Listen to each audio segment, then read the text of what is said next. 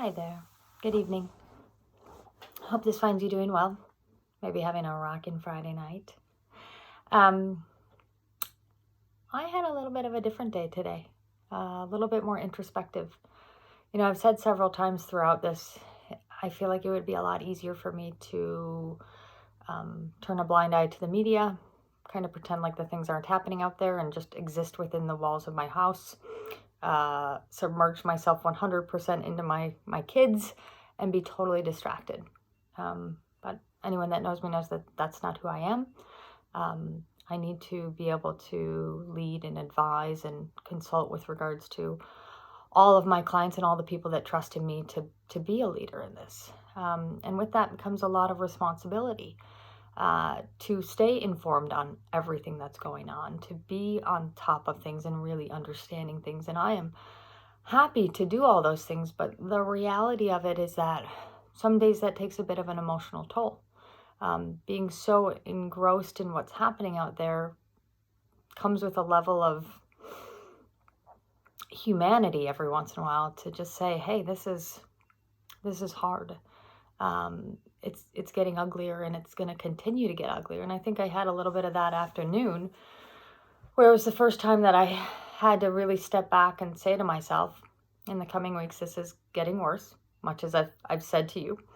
Having the right expectation, but then also realizing it from a standpoint of saying, as it gets worse, there are going to be people that are close to me that will most likely be inflicted with this disease.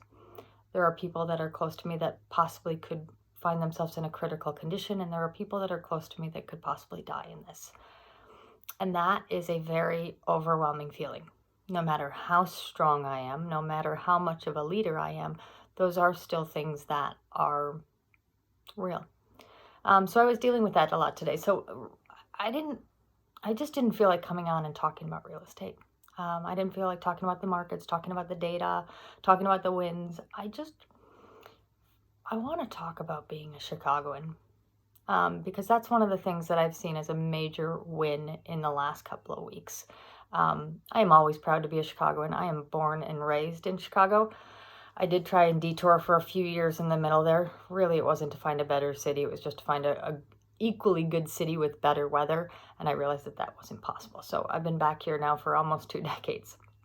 But I've always been very proud to be a Chicagoan. And right now I'm even more proud to be a Chicagoan. I've been very touched by the way the city is banding together. And I think this is our Midwestern roots. And what's great about Chicago is it doesn't matter if you're born and raised here like me, or if you've been here for a year. We welcome you, and we'll call you a Chicagoan just as long as you consider yourself a Chicagoan too, because that's the Midwestern way. That's Midwestern roots. And I've really just appreciated that as we deal with this turbulent time. Kudos to the South Loop with their balcony, their 8 p.m. balcony singing. I don't care whether or not they came up with the idea. The fact that they're doing it is amazing. And just that kindness that I've seen pouring out of people is so brilliant. Whether it's to the person working in the gas station or in the grocery store or the mail person or whomever it is that's still out there and now doing it in a sense that whether we want to admit the severity of it or not, they're risking their health and possibly their life. I mean, we don't know when we go into the grocery store to pick up milk because our kids are drinking us out of it and we can't get it delivered to the house quick enough. We don't know if they have any medical conditions that might put them more at risk. We just don't know. But I do think the amount of gratitude people have had has been great. I've just loved watching people come together. In my own neighborhood, the kids are having these, everyone's running around with their individually, not together, but with chalk. So they're either leaving notes outside of their friends' houses with rainbows and hearts and love you and miss you, or doing a hopscotch so that the kids can go over and hopscotch individually. It's just this huge push for companionship in a time that we can't have companionship. So I just wanted to say, way to go, Chicago. I am always proud to be a Chicagoan. Tonight, I am extra proud to be a Chicagoan, and as this gets tougher, I'm I'm just really proud of us.